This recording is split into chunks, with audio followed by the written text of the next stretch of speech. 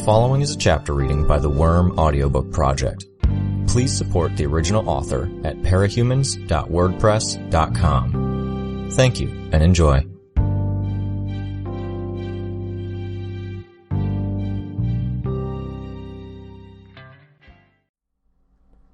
Arc 12, Chapter 7. Mannequin lunged for me, his bladed toes biting into the ground for traction. He moved fast enough that his arms trailed behind him like twin ribbons in a strong wind. He stopped several paces away from me, turning his body to swing at me with his right arm and the 3-foot-long blade that was attached to it. If I hadn't known better, I would have thought he'd fall well short, but his arm extended on a chain, giving the swing just enough reach to put the blade on a collision course with my head. I parried it with my baton. The hit was heavy, more like trying to fend off a sledgehammer than what I'd expected. I almost lost my grip on my weapon. As the blade bounced off my baton, he reversed the direction his upper body was turning to start spinning like a top. His one attached arm hurtling around him, he sprung at me. I threw myself back and away, escaping by a mere 2 inches. His spinning upper body had, with his right arm spooled out, caused the chain to wind around his body. He began reeling it in, the arm and blade drawing a lazy circle around him. I backed away, thinking I finally had a chance to get my bearings. As his detached arm reeled in, the fingers folded backwards around the end of one of his feet, gripping it. He retracted the blade at the toe of the other foot and dropped that foot flat on the ground. The motion seemed to unbalance him, and he teetered, almost falling over. Then, in one sudden motion, he righted himself and thrust out with his other leg and the 3-foot blade that was now attached to it. I didn't have the time to get out of the way, to bring my baton up to defend myself, or even to do more than belatedly realizing his near collapse had been a feint. He caught me in the stomach with that same surprising strength as before, then slashed up toward my collarbone with enough force to lift my feet up off the ground. I landed hard on my back, my armor absorbing the brunt of the impact. The sides of my armor panels bit into the ribs of my back where they curved toward my body. Keeping the lessons I'd learned from sparring with Gru in mind, I tried to scramble back and away while Mannequin righted himself and put the forearm and hand he had connected to his foot in the right place. Before I could get to my feet, he started striding toward me. I drew my bugs around me to conceal my movements as I rolled to one side, set my feet under me, and sprinted to his left. While still beneath the cover of my bugs, I was struck from behind and knocked face first to the ground. The surprise was as bad as the pain. Through the swarm, I sensed him approach until he stood with one foot on either side of me. I felt him wind his fingers into my hair and pull my head up and back. I struggled, trying to catch him in the knee with my baton, but he wrenched me to one side, and I felt a blade press against my throat. As he'd done with the gray-haired doctor, he pulled the blade hard against my throat in one long, smooth motion, adjusting for the curvature of my neck. In one heartbeat, I formed and initiated a plan. I grunted and made a choking sound, which was all the more realistic because he'd just pulled a length of metal hard against my windpipe. I did want to grunt, and I did choke. Then I went limp and had every bug in the area cease moving. Like snowflakes, the flies began drifting down from the air. He let go of my hair, and my mask clacked hard against the floor. I heard a girl scream, heard noises and shouts from everyone else. I swallowed, partially to check that my throat really hadn't been cut. My costume had saved me. I wished the gathered onlookers hadn't witnessed the scene. It would have been better if the bugs had blocked their line of sight, and their noises of fear and alarm were going to get his attention. I just needed to think. Mannequin could press an assault indefinitely until he succeeded in cutting my throat open or delivering that mortal wound. It was like sparring against Brian, but worse in every way. Mannequin was stronger, faster, he had more reach, he didn't get tired, he was good, and he was out to kill me. He was versatile in a way no ordinary human could be. He couldn't be caught in an arm lock, his limb would just come free or bend in some screwed up way. He could sense me somehow. How? It had been reckless of me to assume that he used sight to get by, especially when he didn't have eye holes in his mask. The fact that he hadn't noticed I was faking meant he wasn't relying on sight, or his sight was limited enough that he couldn't make out the lack of blood through the cloud of bugs around us. I doubted he had super hearing either. Did he use radar, like Cricket? It would be my first assumption, except my bugs hadn't heard anything of the sort. No, this line of thinking wasn't accomplishing anything. I heard him sharpening his blades against one another with the sound of steel on steel. I could sense the movement from the bugs that were drifting down onto him.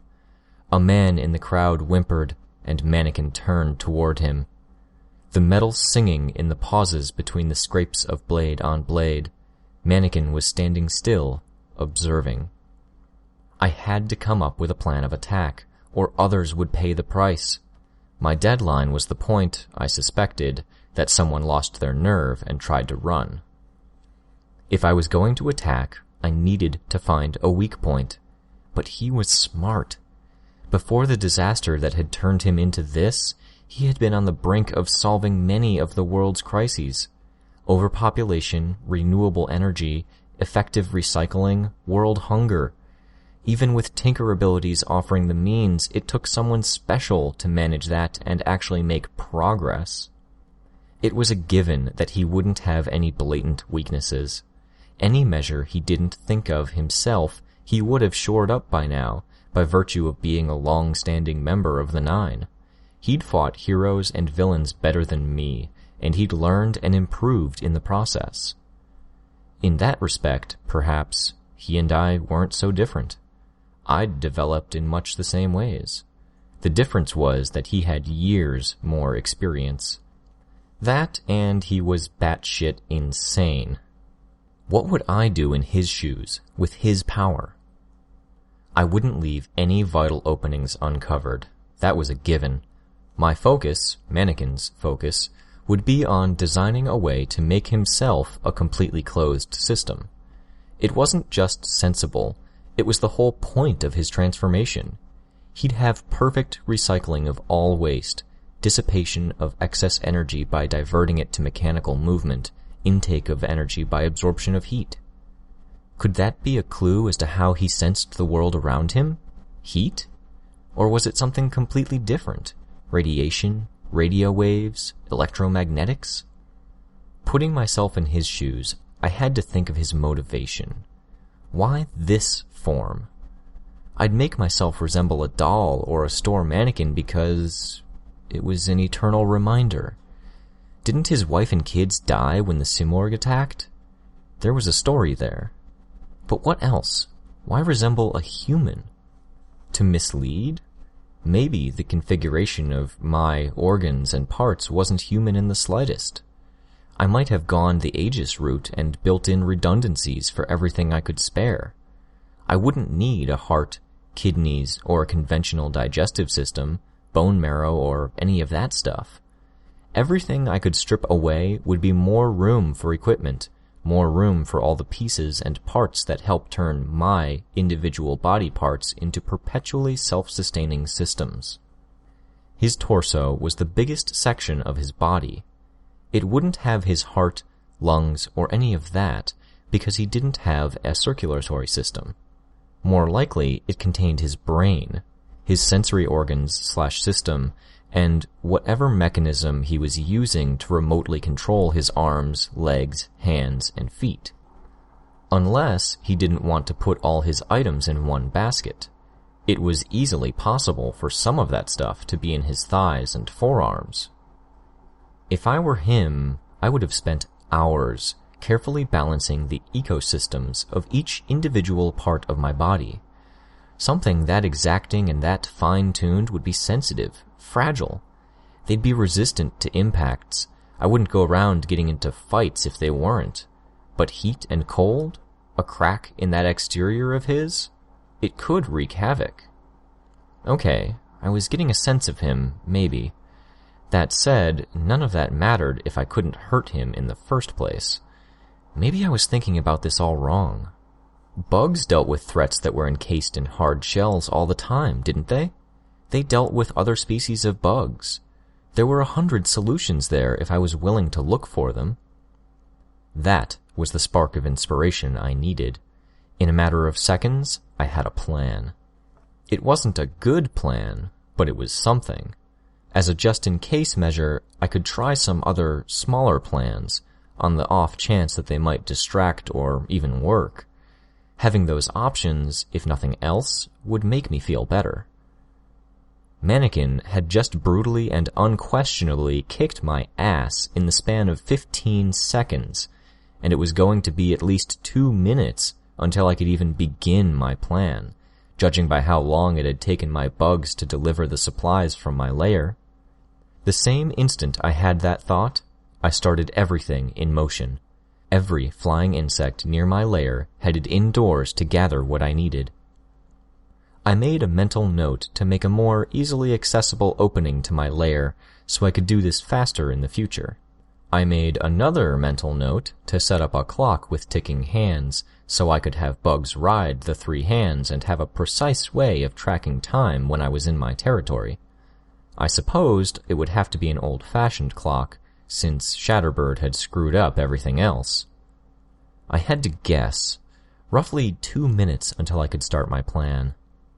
As I lay face down on the floor of the factory, I tried to control my breathing so he wouldn't notice I was still alive. The beat of my heart in my chest was so intense, I was worried it would give me away. Staying still was one of the hardest things I'd ever had to do, and I had done some hard things before. Knowing that he might leap for someone and end their life at any moment, it had me on edge. Every second I could buy here counted because every second I didn't have to fight him was crucial. "Mommy!" The word was drawn out. Had to have come from someone young. A toddler? "I don't want to be here." The rhythm of steel rasping against steel ceased. Mannequin went still. Shit. So much for my reprieve. I pulled myself to my feet and stirred all of the bugs in the area into action. They rose from the floor like a dark whirlwind. I sheathed my knife and gripped my baton in both hands. "Mannequin!" He stopped and turned his upper body to face me, his head cocked to one side. "Yeah," I said. "You didn't get me." He turned back around and started walking toward the mother and the little boy. The pair were huddled between an empty metal frame and a workbench. "Hey!" I shouted. "Come on, fight me! Don't you have the balls to take on a teenage girl, or are they one of the things you cut away?" He didn't slow or hesitate at my words. "Bastard!" I ran for him. It was 100% possible he was baiting me, forcing me into a situation where I had to do something stupid or let the mom and the little kid get hurt. Maybe if I'd been a harder person, I could have let him hurt them, knowing it was smarter in the long run, but I wasn't capable of doing that. What could I even do? I had to make the call in the 3 or 4 seconds it took me to cross the floor of the factory. He was more than half again as tall as I was, and my weapons couldn't do anything to him. I threw myself at the backs of his legs, colliding with the back of his knees and his calves. Not all of his precarious balance was an act. He teetered and collapsed backward onto the floor, his legs on top of me. "Go!" I screamed at the mother. "Run!" She did. Mannequin reached out to extend a blade into the back of her leg, and she fell.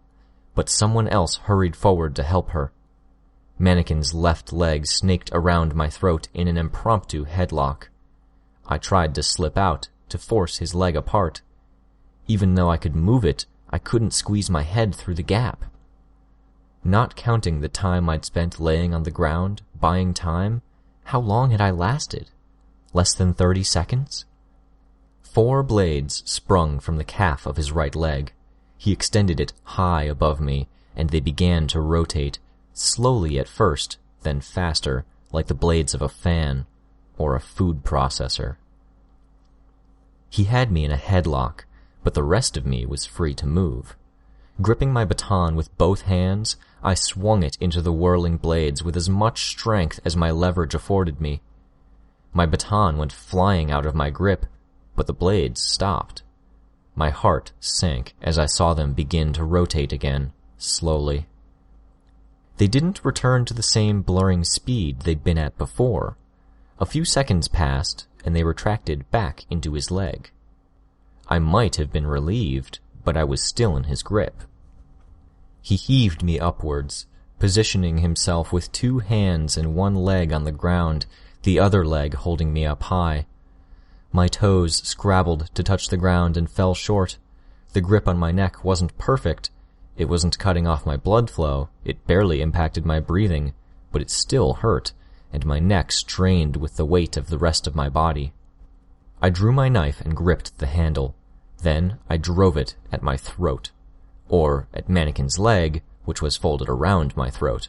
Same idea. I aimed at the ball joint, striking a mere 2 or so inches from my own face, once, twice, 3 times. I was swinging for a 4th hit when he shifted positions. I couldn't be sure if he had hoped to gradually strangle me, to leave me dangling until I started begging, or if he'd been poised for something else, but he'd apparently changed his mind. He turned over, his leg unfolding from my throat at the same instant 1 large hand closed over my face. He whipped me around himself in 1 tight circle, then let his arm go free from the socket, the whirring sound of chain feeding out swiftly becoming distant as I hurtled across the room. I crashed into a pile of wooden boards that were riddled with nails and screws. The metal points jabbed at me, but didn't penetrate my costume. I tried to get my feet under me, but the boards only slid underfoot. His hand was still attached to my face. He began to pull me forward, no doubt to repeat the process.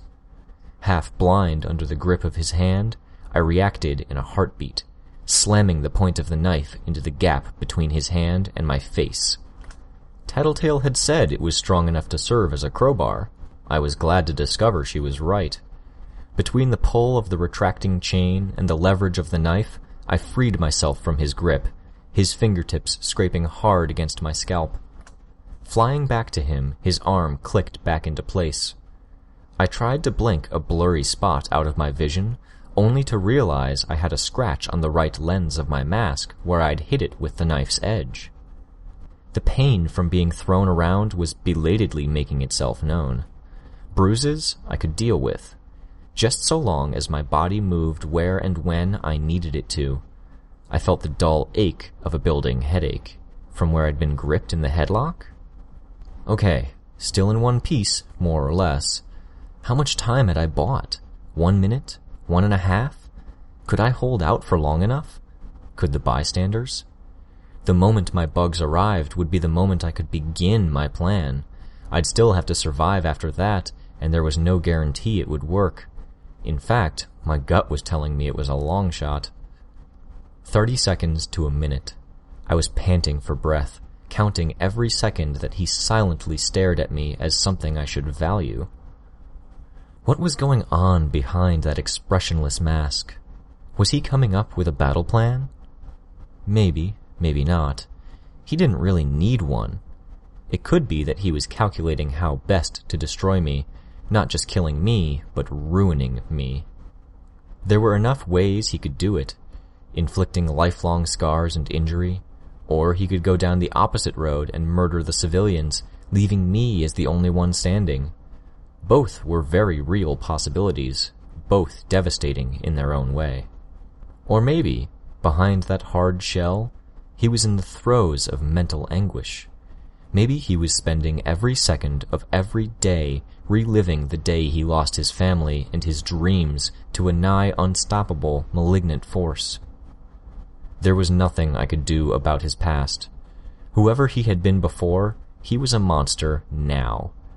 I had to pull out all the stops to try and stop him from hurting anyone else. It was time to enact battle plan number 1, one of the 2 ideas I had in mind that almost definitely wouldn't work. I set my swarm on him. Up to this point, I had kept them largely at bay, using only the bare minimum necessary to keep track of my surroundings. Now I smothered him, piling them on every available surface. It didn't accomplish a thing, of course. He started running toward me, weapons at the ready. He wasn't impeded in his movements, nor were his senses, sight or otherwise, impaired. I ducked beneath his first swing as he closed in, but I couldn't avoid the follow-up hit. His second swing scraped off the armor on my shoulder and struck my chest. Beyond the momentary pain, I was almost grateful for it, because the strike knocked me further out of his reach. Some of my bugs managed to squeeze inside the slots where his weapons had emerged.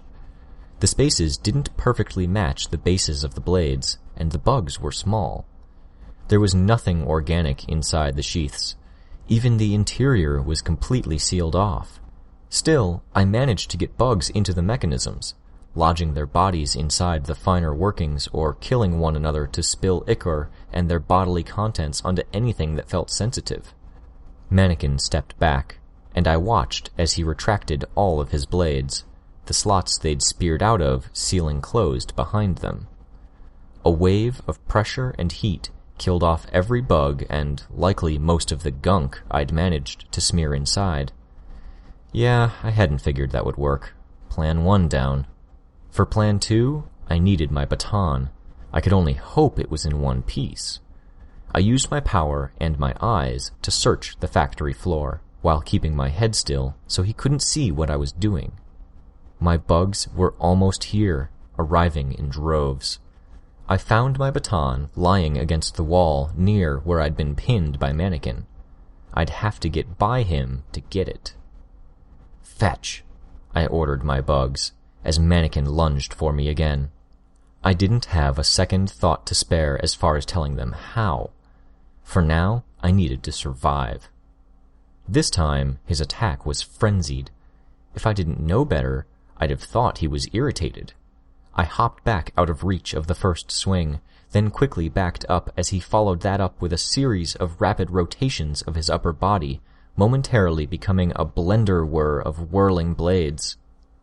I was so busy trying not to get hit by the blades that I missed it when he tilted. He balanced on one leg and kicked out wide with the other, letting the chain out so it could stretch the 7 or 8 feet to me. I was knocked back onto the woodpile a second time, landing on the edge and falling to the ground a second later. He stopped spinning and retracted his leg, apparently unfazed after the dizzying act of spinning like a top. I saw my bugs tugging the baton, but Mannequin spotted them at the same time. He stepped back and placed one foot on top of it. With a kick, he sent it sliding across the floor, away from me. Fuck. I'd have to take the slightly less efficient route. I grabbed a stout 2x4 as I stood.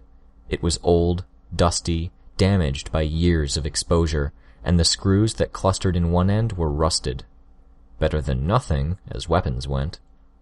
His blades made that rasping sound as he sharpened them against one another, one edge of each blade, then the other.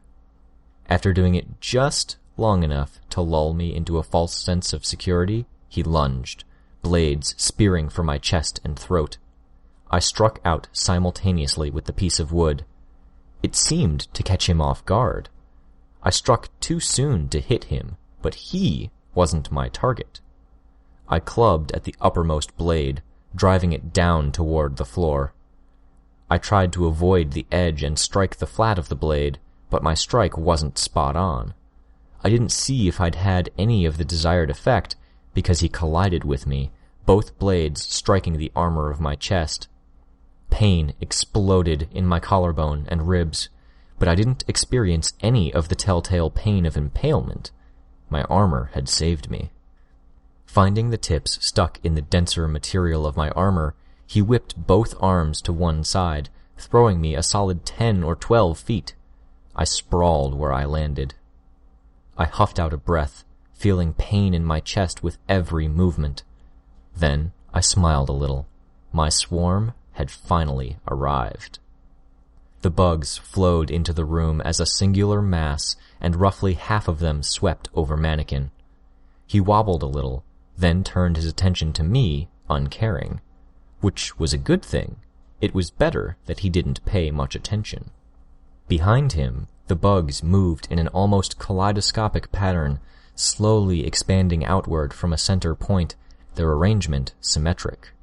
He paused and looked over his shoulder at the swarm. He was apparently able to sense my bugs on the floor and floating in the air. That much was apparent. He hadn't, at the same time, been able to tell I wasn't bleeding out into a pool on the ground, or that I was still breathing while I lay prone on the factory floor. My plan hinged on two things: whether his particular means of sensing things would let him grasp what I was doing here, and if he would be able to do something about it. The formation ceased expanding, then swept over him again. Once again, he wobbled, staggered a step. He charged through the mass of bugs that now sat between the two of us, running toward me. I managed to parry one swing of his blade with my piece of wood, then jump out of the way of the second blade. When I tried to block his kick with the 2x4, however, I lost my grip and it fell to the ground. He kicked me a second time, hard, and I staggered back, hand to my stomach, nausea building up in my throat. I controlled my breathing to keep my dinner down. Third pass with my swarm. They focused on his legs, and very nearly unbalanced him. I could see him pause, watched his head tilt quizzically. I bit my lip. To his right, my left, the swarm had once again gathered in a tight cluster, and were expanding slowly with controlled movements. The swarm consisted of pairings of flying insect and arachnid. Every spider from my lair was clutching a bee, a wasp, or a larger dragonfly, who clutched the spider in turn. 1,000 pairs. Connecting to one another, these bugs quickly drew out 500 or more lines of webbing. Mostly dragline silk, this net maintained enough of the sticky webbing to attach to him, draping over his artificial body and staying there. I hadn't used the black widow spiders I'd brought into the factory earlier out of a fear that he'd realizing what I was doing and counteract it before I could really get the ball rolling. Now I gathered them up and brought them into play. I used all of the spiders I'd already placed on him, focusing on his joints, reinforcing the stronger webs that were already there. Their silk was nothing compared to the black widow's, but it was something. He moved without a problem, either unaware or uncaring. Silk strands stretched and snapped as he extended his arms. More broke free as he walked. Alone, the threads were negligible. It was together that they were stronger, much like my costume. He tried to retract the blade in his right arm, but it caught. Pressing the point against the ground, he bent it back into alignment. It retracted on his next attempt. My strike with the 2x4 hadn't done much there. My second just-in-case measure hadn't worked out. That same arm disconnected and extended towards me as he tried to grab for me, and I turned to one side just in time to avoid being caught.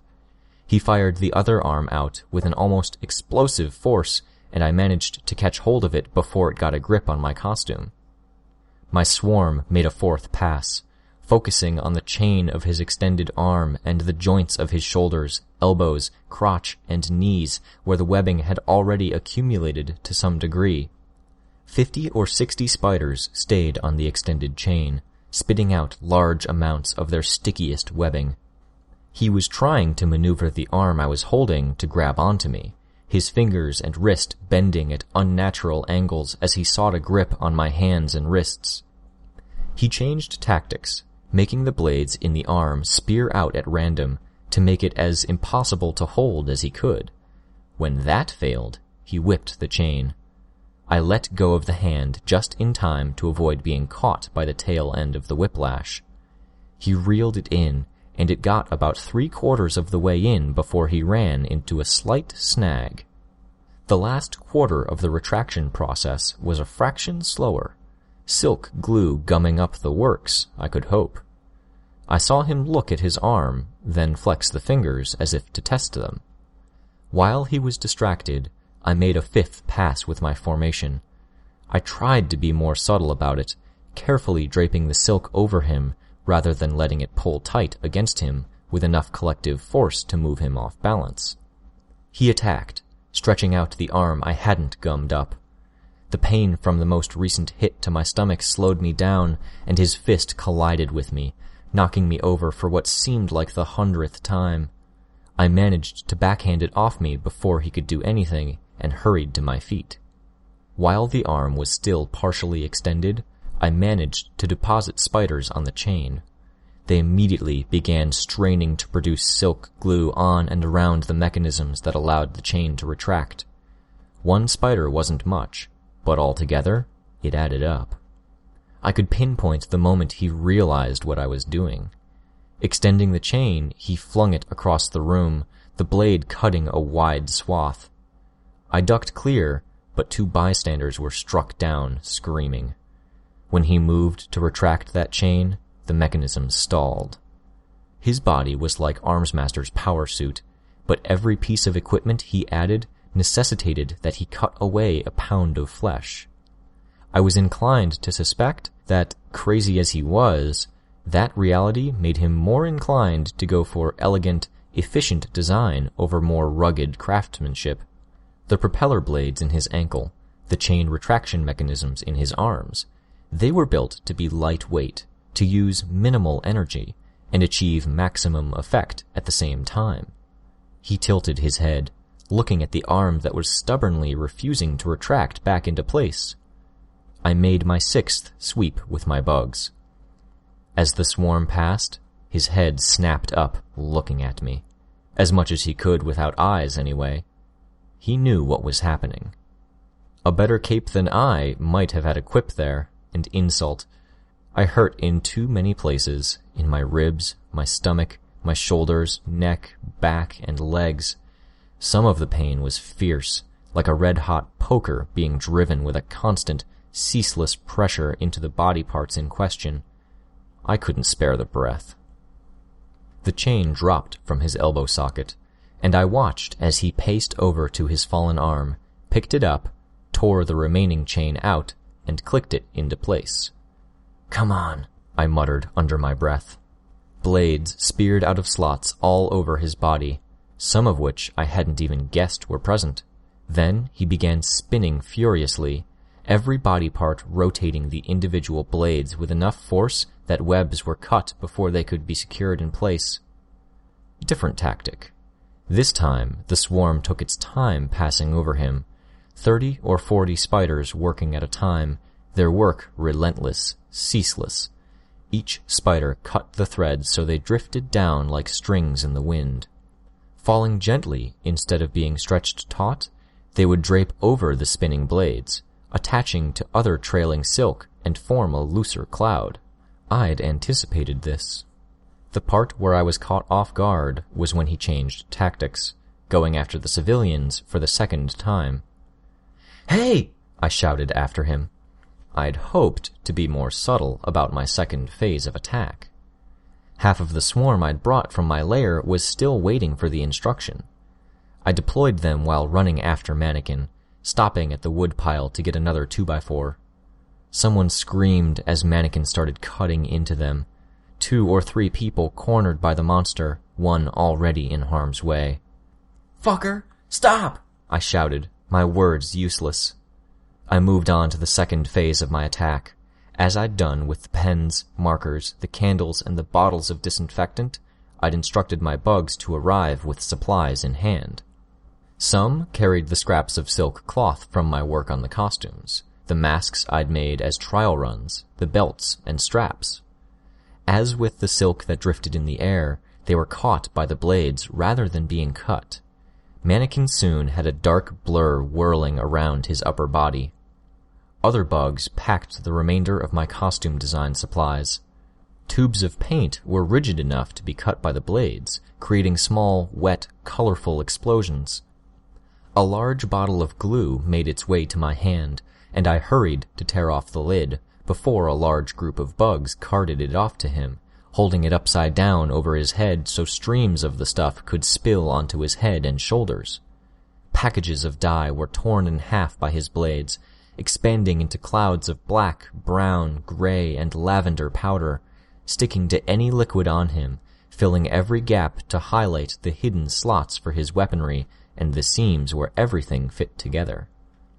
Swinging underhand, I brought the 2x4 up toward the widest part of the buzzsaw whirl that was Mannequin. Through luck as much as intent, I managed a glancing blow on the end of the blade, knocking it up toward the ceiling. The momentum of his rotation managed the rest. He tipped and crashed onto his side, literally falling apart in the process. Lengths of chain connected everything, but nothing was in the right socket. Some sort of built-in defense mechanism against heavy impacts? My swarm flooded over him to draw out more lines of silk and to spill glue, both organic glue from my spiders and brand-name supplies, where possible. He began to reel the various parts in slowly. I hurried in to grab the one arm he'd disconnected from the chain and hurled it away. Then I seized his head. I knew he wouldn't have anything particularly valuable in his head. It was too obvious a target, but it was easy to get my hands on, it wasn't connected to too many other things, and there was a chance he might want to keep it. Holding the head, I hauled it back, pulling more chain from the neck. With one hard pull, I hauled half of his body in my direction, the exertion making every injury I had screaming in protest. Another pull, and I dragged his body another half-foot back, but I got 1 or 2 feet of length from the neck chain. Even with stuff gumming up the works, his chest clearly had stronger mechanisms inside it than the rest of his body did. The chain began slowly retracting. Someone appeared behind me, and his hands gripped the chain, just a bit behind my own. He added his strength to mine, and Mannequin's body was dragged another 2 or 3 feet back. "Where?" he asked. It was a burly bystander with a thick black beard, thick-rimmed glasses, and a red and black striped t-shirt. One of my people. I turned and let go to point. There was a metal frame that had once stood around some equipment. Now it stood empty, just a connection of metal bars. "Stand back," he said. I let go and backed off. Without me in the way, the bystander was able to haul Mannequin another 4 or 5 feet towards the frame. Another haul, and they were close enough to the frame. I hurried forward, gripping the head, and winding it through and beneath the bars, tying it in the crudest of knots and tangling it in the bars in the process. It dangled, the stump facing the ceiling. 15 feet of chain trailed between it and Mannequin's body. Mannequin had only just managed to reel in the chain and reconnect his remaining arm, and was using it to attach his legs securely in place. I only had seconds. Having my bugs in the area, I knew exactly where to find what I was looking for. I hurried over to the corner and hefted a cinder block. I wasn't halfway back to the head when I saw Mannequin stand. I abandoned my plan, dropped the block, and stepped away, circling him, putting distance between myself and his head. His attention seemed to be on me. Had I pissed him off? He wasn't spinning anymore, and I could see the damage the bugs had wrought. Dense webs and scraps of cloth had collected across his body, and only half of the blades had succeeded in retracting in the face of the silk, glue, and other gunk. Color streaked him, both liquid from the paints and powder from the dyes. I gathered my bugs into another formation. We were running low on silk, but I'd have to deal. He stepped forward, and his movements were more awkward than usual. Good. That might mean the ball joints weren't in pristine condition anymore. He moved again, disconnecting the chain to free himself from the metal frame I'd tied the neck chain to. He wasn't focusing on me.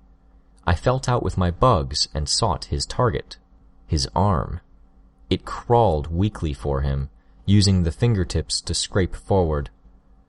The moment I realized what he was after, I redirected a portion of my web-spinning swarm to the hand. Then I limped to my left to put myself between him and his target. My swarm passed over him, the 7th strafing run. He slashed at it as it passed in a surprising display of emotion.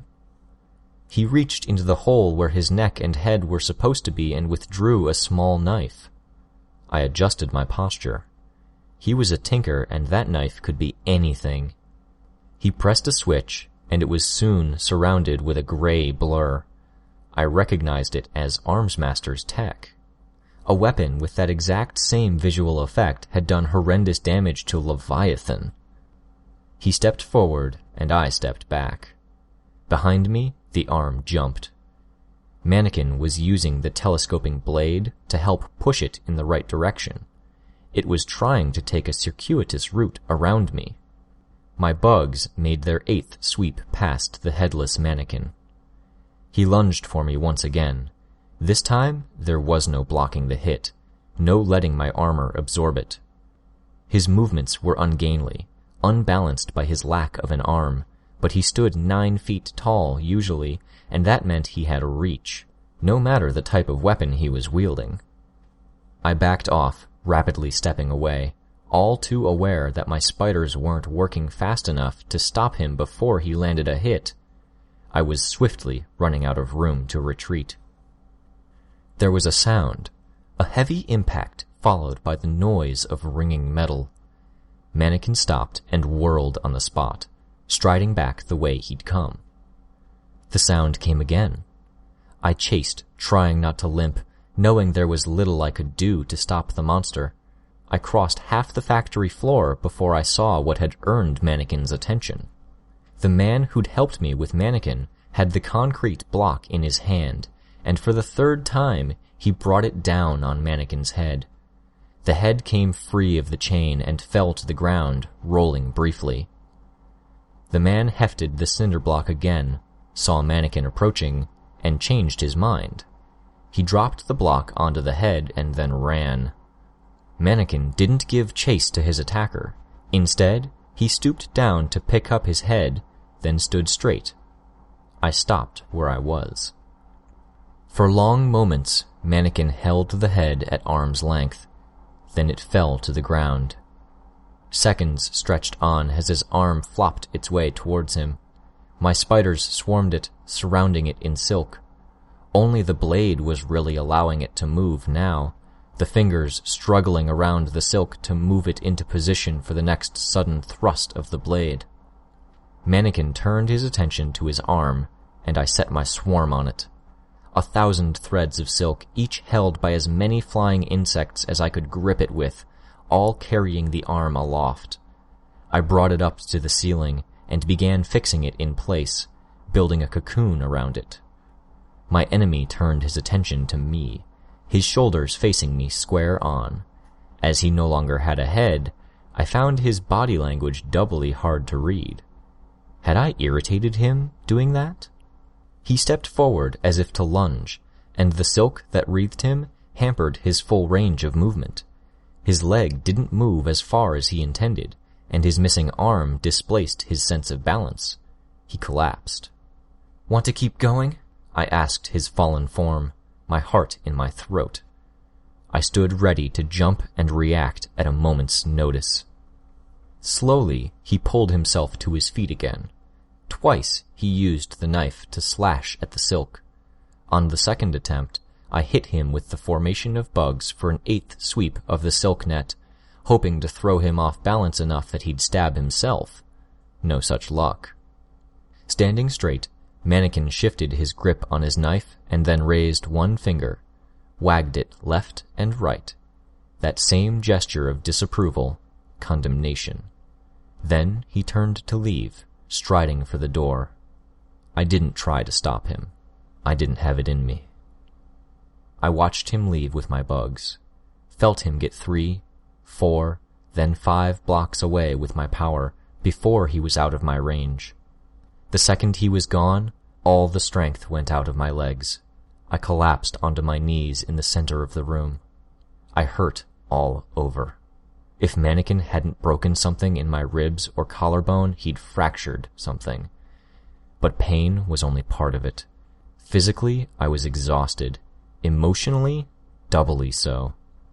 Charlotte appeared at my side and offered me a hand. The murmurs of conversation started to sound around me. I tuned it out. I couldn't take the criticism, and I didn't deserve any praise. How many people had been hurt while I fought Mannequin? How many people had died because I hadn't been on the alert? With Charlotte's help, I stood. I shook my head at her offer for support standing. Moving slowly and carefully, not wanting to embarrass myself, I walked over to the dismembered head. It was minuscule, but there was a drop of black fluid beating at the seam in the neck where the chain had been threaded. Apparently, that was enough of a flaw for Mannequin to abandon it. I left it where it was. Then I hobbled over to the body of the gray-haired doctor. Getting onto my knees was painful, but I did. I gently turned her head and stared into her open eyes. Light blue, surprised. "I'm sorry," I told her. I couldn't think of anything more to add or say. A minute or two passed before I gave up on it. I left her eyes open. Using my fingertips to close her eyes seemed presumptuous and trite. I cut the threads with my bugs and let the arm fall from the ceiling. More than one person was startled at the sudden drop and impact. "Throw the head and the arm into the ocean," I said, to nobody in particular. "If you can find a boat, drop it somewhere deep." "Okay," Charlotte said, her voice quiet. "I'm going to go. I'll be using my bugs to watch for more trouble," I said as I began limping toward the door. I'd won, so to speak.